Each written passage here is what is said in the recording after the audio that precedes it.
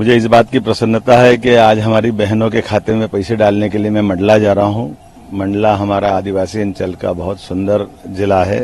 दूध मध्य प्रदेश के अंदर उत्पादन बढ़कर के 9 से 20% हो जाए, इस दिशा में हमने कामधेनु योजना प्रारंभ की। डॉक्टर अंबेडकर जी के नाम पर भी विभिन्न गौशालाएं प्रारंभ की। गोपालन और दूध उत्पादन से जुड़े दुधारू पशुओं को बढ़ावा देने के लिए सरकार ने अनुदान प्रारंभ किया है। किसानों की आय कैसे बढ़ सकती है।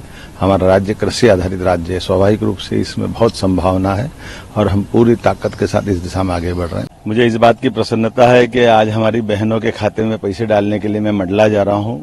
मंडला हमारा आदिवासी अंचल का बहुत सुंदर जिला है, जहां न केवल कान्हा का राष्ट्रीय उद्यान है, बल्कि अलग अलग प्रकार से मध्य प्रदेश की बेहतरी के लिए हमारी सरकार जो काम कर रही है, उसमें प्रत्येक जिले की बेहतरी के लिए काम कर रहे हैं।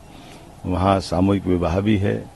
कन्यादान के साथ हम अपनी लाडली बहनों की राशि डाल करके हमारा जो सरोकार है, जो संबंध है बहन बेटियों की इज्जत का, उस दृष्टि में हम लगातार काम कर रहे हैं।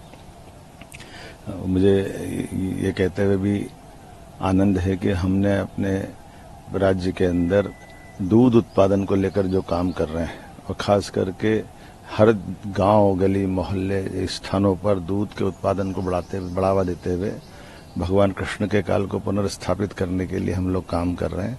आइए हम सब किसानों की बेहतरी के लिए, गरीब आदमी को रोजगार के लिए, पोषित कुपोषित इन व्यवस्थाओं से अलग हट करके हर घर में अगर दूध मिलता है तो जिंदगी अपने आप बदलती है।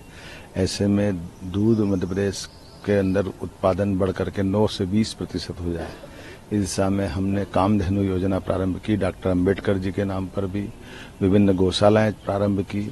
गोपालन और दूध उत्पादन से जुड़े दुधारू पशुओं को बढ़ावा देने के लिए सरकार ने अनुदान प्रारंभ किया है। हम सब प्रयास कर रहे हैं कि हमारे राज्य की बेहतर से बेहतर आर्थिक स्थिति कैसे बने, उसी सिलसिले में हम लगातार काम कर रहे हैं।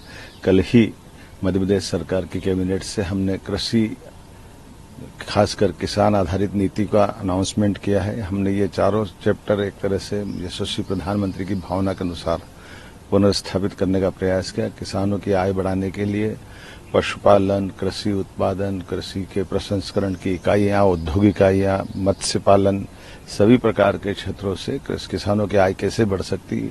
हमारा राज्य कृषि आधारित राज्य है, स्वाभाविक रूप से इसमें बहुत संभावना है और हम पूरी ताकत के साथ इस दिशा में आगे बढ़ रहे हैं। मेरी अपनी ओर से सब किसान भाई बहनों को बधाई।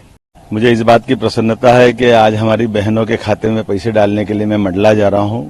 मंडला हमारा आदिवासी अंचल का बहुत सुंदर जिला है। दूध मध्य प्रदेश के अंदर उत्पादन बढ़कर के 9 से 20% हो जाए, इस दिशा में हमने कामधेनु योजना प्रारंभ की। डॉक्टर अंबेडकर जी के नाम पर भी विभिन्न गौशालाएं प्रारंभ की। गोपालन और दूध उत्पादन से जुड़े दुधारू पशुओं को बढ़ावा देने के लिए सरकार ने अनुदान प्रारंभ किया है। किसानों की आय कैसे बढ़ सकती है।